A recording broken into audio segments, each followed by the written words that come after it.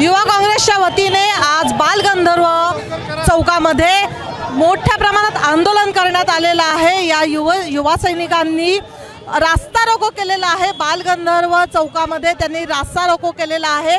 पोलिसांचा मोठा फौज पाटा आपल्याला बघायला मिळत आहे।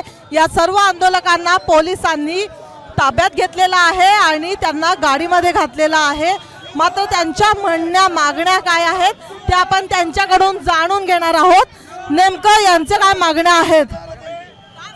नरवणेंच्या पुस्तकामध्ये काय काय आहे ते सगळं देशाला कळलं पाहिजे। लोकशाही आहे तर आम्हाला प्रश्न विचारण्याचा अधिकार आहे।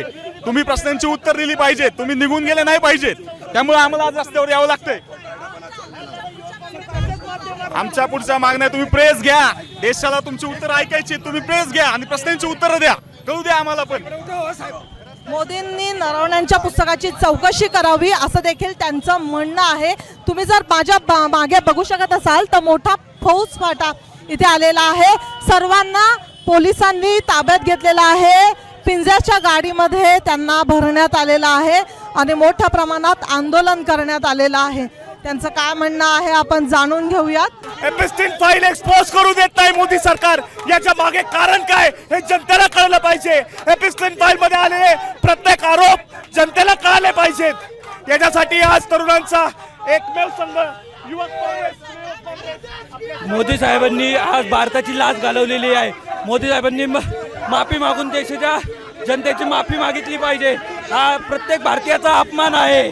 तर या सर्व आंदोलकांना पोलिसांनी ताब्यात घेतलेलं आहे आणि हे आंदोलन बंद पाडलं आहे।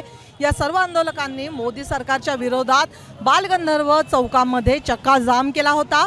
बालगंधर्व चौक हा पूर्णपणे आंदोलकांनी भरला होता। मात्र पोलिसांनी योग्य वेळी हस्तक्षेप करत हे आंदोलन बंद पाडलेलं आहे। सर्व जे आंदोलक होते त्यांना ताब्यात घेण्यात आलेलं आहे। मोदी सरकारच्या विरोधात हे आंदोलन करण्यात आलेलं आहे। यांच्या मागण्या ज्या काही आहेत त्या सरकारपर्यंत पोहोचतील की नाही ही मात्र शंकाच आहे। परंतु काय आहे यांच्या मागण्या ते आपण जाणून घेतलेल्या आहेत।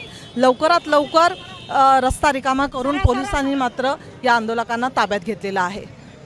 व्हिडिओ जर्नलिस्ट अनिल सह प्रतीक्षा पारखी, LS मराठी, पुणे।